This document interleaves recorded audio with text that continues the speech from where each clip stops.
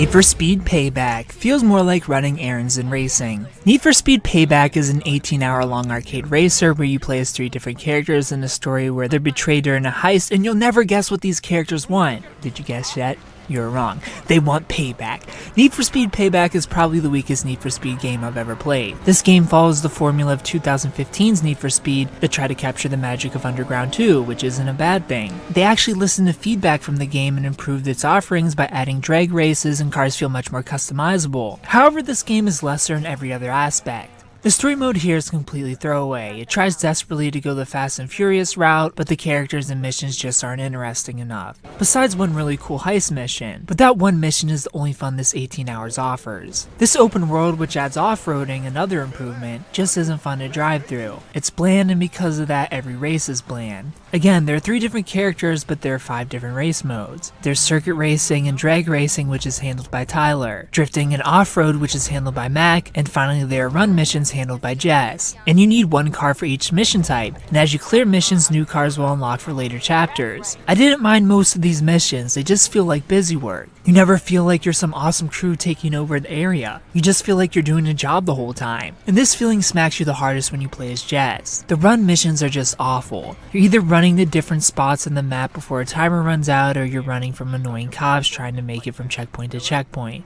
Racing itself though feels just okay. The soundtrack here is probably one of the worst licensed soundtracks to ever exist in a game. And this isn't a genre problem. I love all genres of music. It's just there wasn't one song here that was fun to listen or race to. But the game's biggest flaw is that to me, literally every single car in this game feels identical. I understand this is an arcade and not a simulation racer, but I should still be able to feel the difference between a Lambo and a Camaro, but I couldn't. I drive bumper cam, and a lot of the time I don't even remember what I'm driving. You only get a sense of your car being underpowered when you try to do a race that's too high of a level. That's right, there's a leveling system for both you and your car. And the leveling system for your car is tied to speed cards. My feeling on this is up and down. On the positive, you're rewarded a speed card at the end of every race. This is basically a free random part to upgrade your car, which then upgrades its level. You can also just flat out buy cards at shops that refresh every 10 minutes. And if you get a card you don't like, you can sell it or trade it in for a part token, and then trade 3 part tokens for a spin at a new random card, but you get to pick the part. There's also a loot box system with cash, part tokens, and cosmetics, and you can of course buy these loot boxes or earn them in game. On the negative, everything is random. You don't get to choose what improves and what doesn't. You don't have a true feel of your current car's potential. You don't know if you have to buy a new car every chapter, which is what I did, or if you can go out into the world and grind and bring your starter car up to the level of a supercar.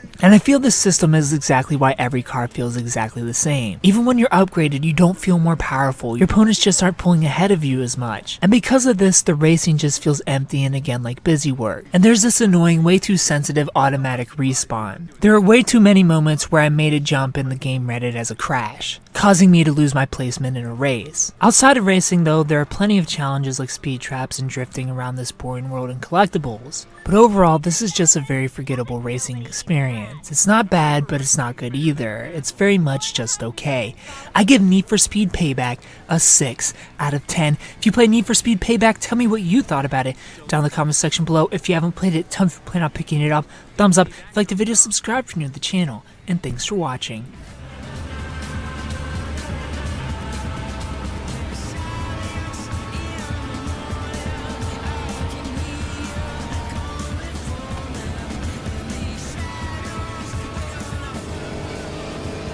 Come on.